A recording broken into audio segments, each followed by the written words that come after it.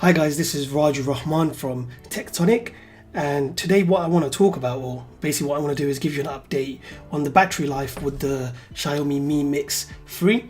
So when it comes to battery life, I've never really had an issue, but this is the first time I've actually faced battery anxiety. I don't know if you can see it here. I've literally just got back home from work. It's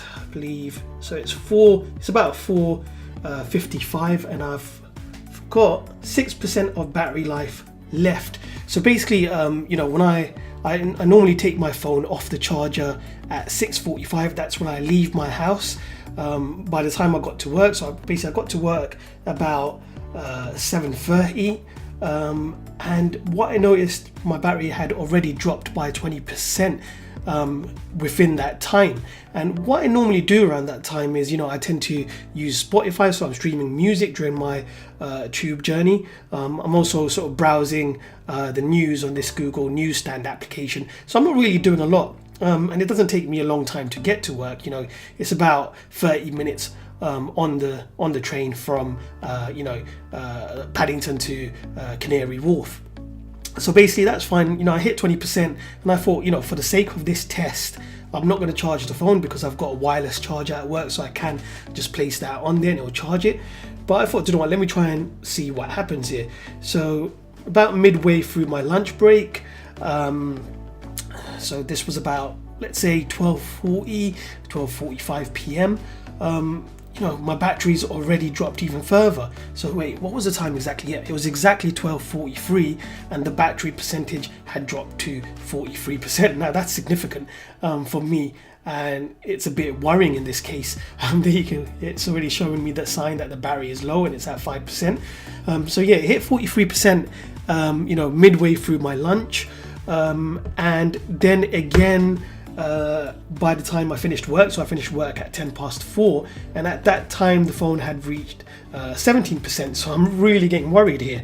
Will I be able to get home with my phone turned on? But it's a bit awkward, not having your headphones in on the tube and not having your phone to look at.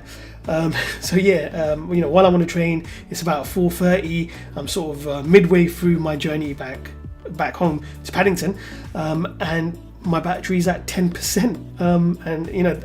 At that point, I'm actually worried that if the phone turns off, I'll have to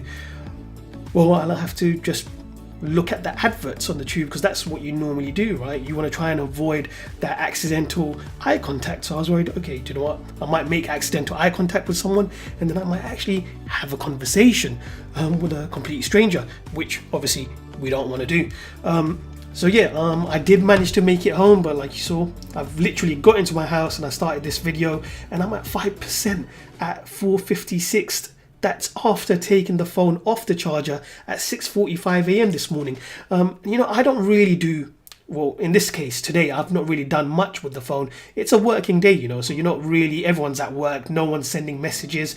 So if we go into the battery, you can see, if I go into battery usage, battery use, you can see, look, I've not really used many apps here. So I've used WhatsApp a bit, I've used Chrome a bit, that's during lunch, a little bit of YouTube, but that's not a lot. And then you see Nest here, that's just for notifications and things like that. Of course, you're going to use Twitter and Gmail, but again, you can see in terms of percentage, it's negligible. I mean, it's less than 1%, the usage for those apps. But if we go into the more heavily used apps, which is it's saying Google News 3.8%. Now I would say I've probably used that by about 40 minutes in total. So probably 20 minutes on the tube on the way there, and then 20 minutes on the way back. And then of course I use Spotify and Deliveroo. And Deliveroo, you're only going to use that once. So I use that, for lunch, just to order some food. But yeah, it's really scary that the phone's about to die and it's not even 5 p.m. yet. You can see here I managed to reach, 2 hours and 41 minutes screen on time. Now I don't know, that just doesn't sound too good to me.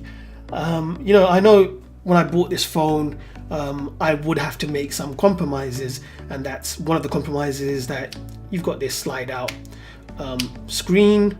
and because of that moving part, it doesn't have any IP rating, so it's not waterproof. Okay, do you know what, that's a compromise. Then another compromise was, okay, do you know what, it having that mechanism in the phone sort of makes it a bit thicker, right? So looking at this phone, normally you'd think, oh, it's got a huge battery, but it hasn't.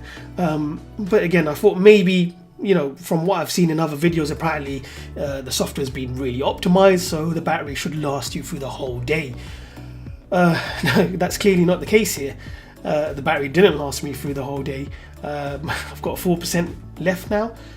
You know, that is actually worrying. If, you know, I'm willing to compromise quite a few things for the aesthetics, or, you know, from the appearance of the phone, so you can see it looks beautiful. There's no denying that this screen is amazing. There's no notch, but how much are you supposed to compromise for that?